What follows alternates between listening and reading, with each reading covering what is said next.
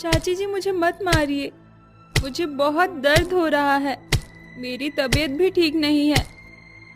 कावेरी सुप्रिया के मुंह पर एक जोरदार तमाचा मारती है और कहती है, अंधी कहेगी, फिर से तू बीमारी के बहाने भर रही है। अरे रोज रोज बीमारी का बहाना लेकर बिस्तर में पड़ी रहती है। ये तेरे बाप का घर नहीं है। चाची जी मुझे छोड़ दीजिए, मैं सारे काम कर दूंगी। चाची जी मुझे छोड़ दीजिए। अगर अब तूने काम करने में ढील दी तो मुझसे बुरा और कोई नहीं होगा, समझी तू? अब जाकर सारे काम कर। सुप्रिया अंधी थी लेकिन फिर भी वो घर के सारे काम करती थी। वहीं कावेरी उसकी चाची होने के बाद भी उसके ऊपर बहुत अत्याचार करती थी। सुप्रिया की माँ उसे जन्म देते ही भगवान को प्यारी हो गई थी। वहीं दूसरी तरफ सुप्रिया के पिता को जब ये मालूम पड़ा कि सुप्रिया अंधी है तो उन्होंने भी उसका साथ छोड़कर किसी और औरत का हाथ पकड़ लिया था। तब से कावेरी ने सुप्रिया को एक नौकरानी के रूप में अपने घर के अंदर रख लिया। काश उस वक्त माँ मुझे पैदा ही न करती तो आज मुझे ये सब सहन न करना पड़ता। ऊपर से पिताजी ने भी मेरा साथ छोड़ दिया। सुप्रिया ऐसा सोचकर रोने लगती है, जिसके बाद वो एक एक करके घर के सभी काम करती है। अंधी होने के बावजूद भी वो घर के सभी काम बहुत अच्छे से कर लेती थी, लेकिन वो खाना नहीं बना पाती थी, जिसके कारण कावेरी को उस पर बहुत ज्यादा गुस्सा आता था और वो उसे केवल खाने के लिए सूखी रोटियां ही दिया करती थी। ये ले, खा ले मुफ्त की रोटी। कावेरी सूखी रोटी और उसके साथ प्याज रखकर बेचारी सुप्रिया को दे देती है। सुप्रिया भूख के मारे सूखी रोटी खा जाती है, जिसकी वजह से अक्सर उसके पेट में दर्द रहा करता था। रात का समय होता है और अचानक से सुप्रिया के पेट में बहुत ज्यादा दर्द होने लगता है। मुझे बहुत जोर से भूख लगी है, ऊपर से सूखी रोटी खाने की वजह से मेरे पेट में दर्द हो रहा है। अब मैं क्या करूं? मुझसे ये सब बर्दाश्त नहीं हो रहा। सुप्रिया बेचारी दर्द को बर्दाश्त करती हुई अपने गार्डन में पहुंच जाती है, जहां वो अपने गार्डन के पेड़ के नीचे जाकर बैठ जाती है और अपने माता पिता को याद करते हुए रोने लगती है। माँ, पिताजी, कहाँ हो आप? मुझे अपने साथ ले चलो, मुझे यहाँ नहीं रहना।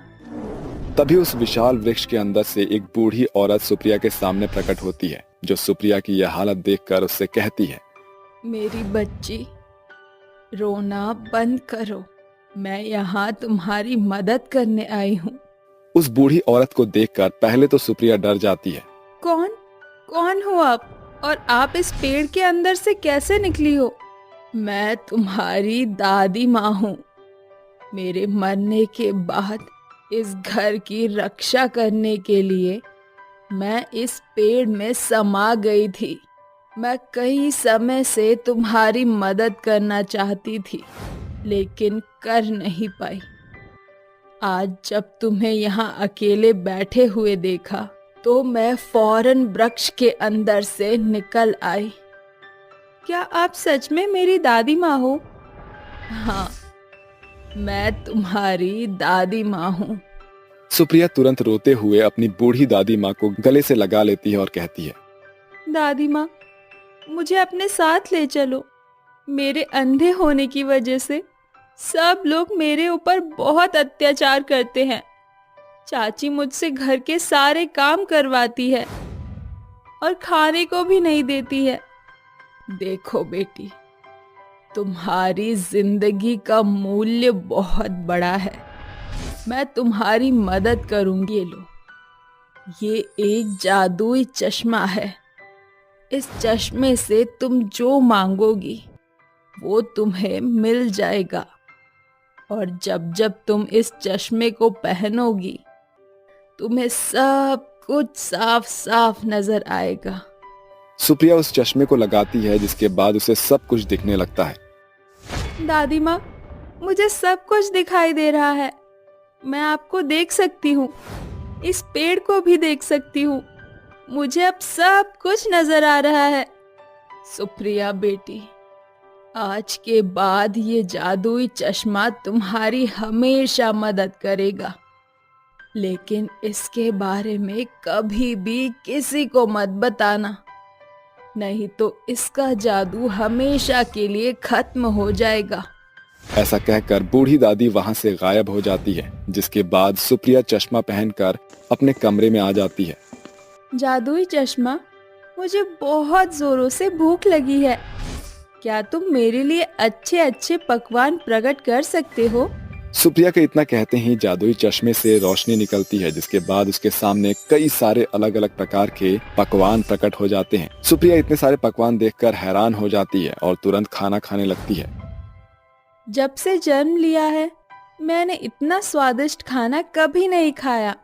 इतना अच्छा खाना खाकर तो मुझे बहुत अच्छा लग रहा है।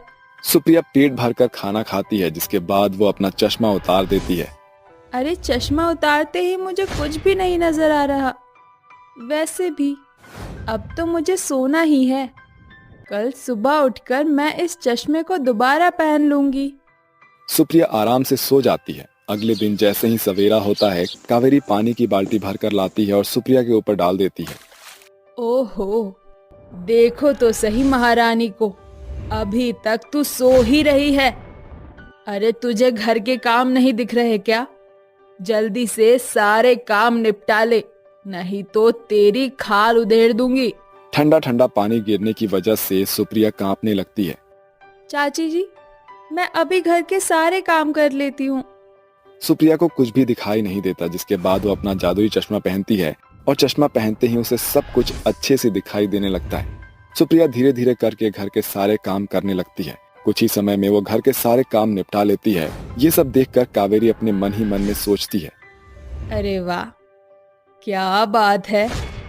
इतनी लेट उठने के बाद सुप्रिया ने बड़ी जल्दी काम निपटा लिया।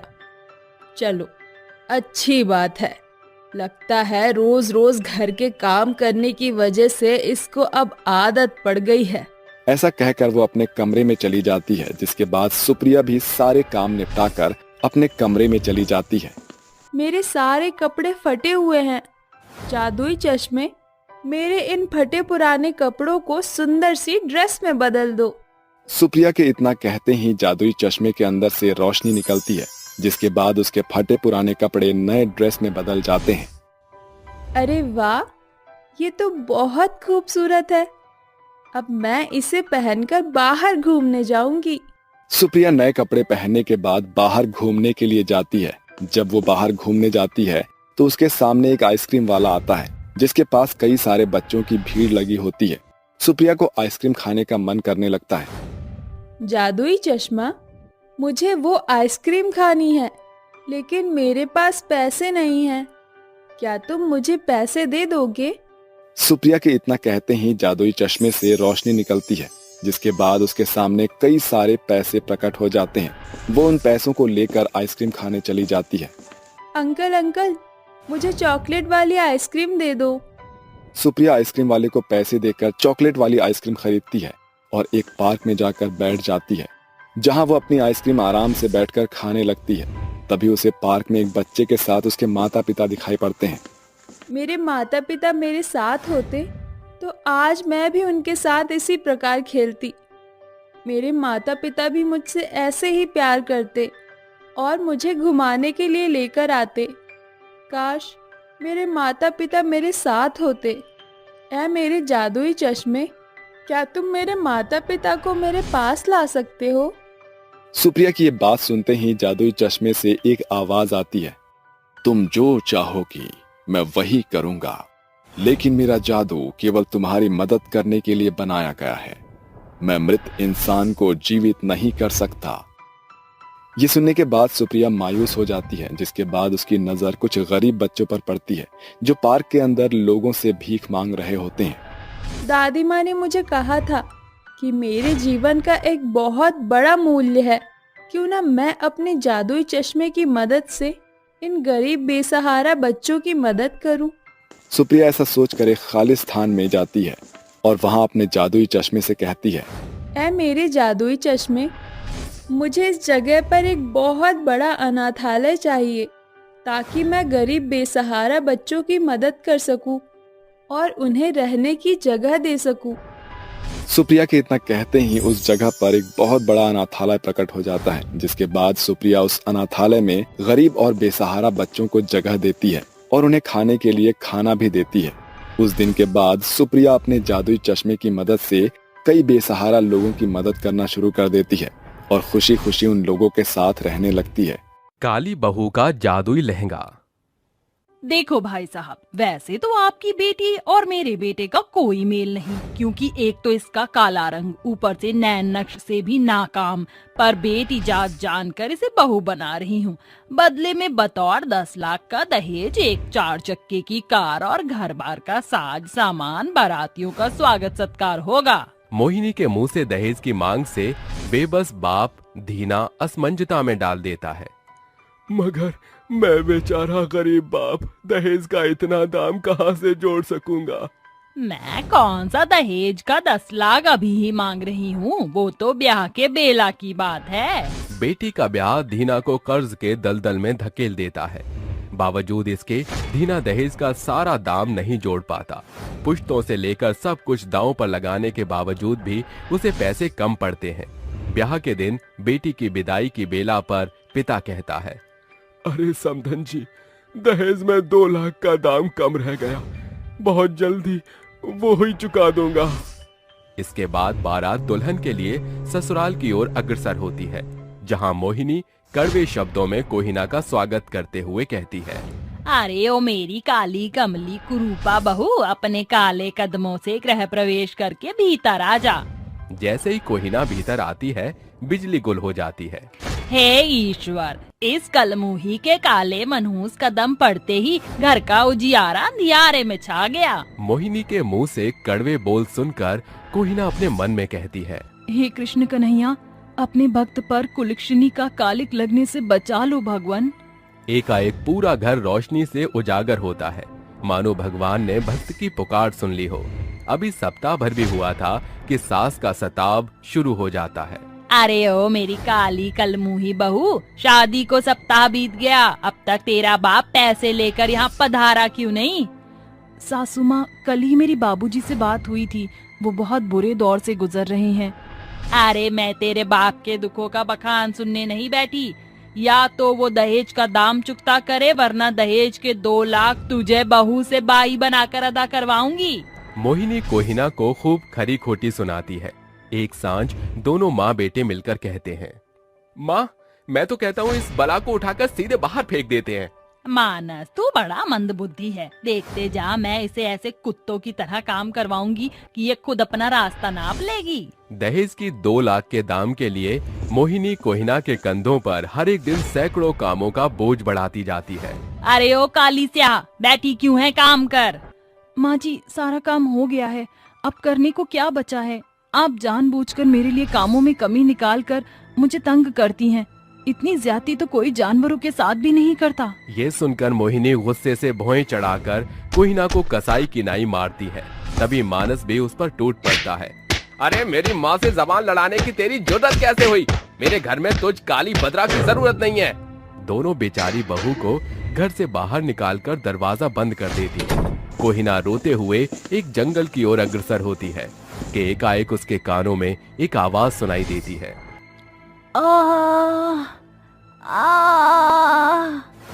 अरे ये तो किसी हिरनी की करहाने की आवाज है। काफी खोजबीन के बाद कोहिना को वो हिरनी जंगल के बीचों बीच पड़ी दिखती है। लगता है ये हिरनी बेहद प्यासी है, शायद प्यास के प्रभाव से इसका चेहरा कुमला गया है। कोहिना पास पड़े मिट्टी के एक बर्तन में नदी से पानी लाकर जैसे ही हिरनी को पिलाती है, एक तेजोमय प्रकाश के साथ हिरनी परी में परिवर्तित हो जाती है। तुम्हारा बहुत बहुत शुक्रिया, बरसों बाद मुझे मेरा स्वरूप प्राप्त हो गया। पर तुम हिरनी कैसे बनी थी? बरसों पूर्व मुझसे एक परिपक्व पाप हो गया था, जिसके कारण मैं परी से हिरनी में बदल गई। कहो, तुम्हें मुझसे क्या चाहिए? मुझे कुछ भी नहीं चाहिए। परी की नजर एकाएक कोहिना के फटे पुराने कपड़ों पर जाती है। परी अपनी जादुई छड़ी घुमाकर अपने कौतुक से एक मलमल कपड़ा उसे देकर कहती है, कोहिना, ये एक जादुई मलमल का वस्त्र है, जिसे तुम किसी भी सांचे में ढाल सकती हो। साथ ही ये तुम्हारी दिन दशा को भी बदलाव देगा। जादुई कपड़े का भेद बताकर परी ओझल हो जाती है। जादुई कपड़े को लेकर कोहिना अपने पिता के घर पहुंचती है। पिताजी। अरे मेरी बच्ची, तू ससुराल में सब कुशल मंगल तो है?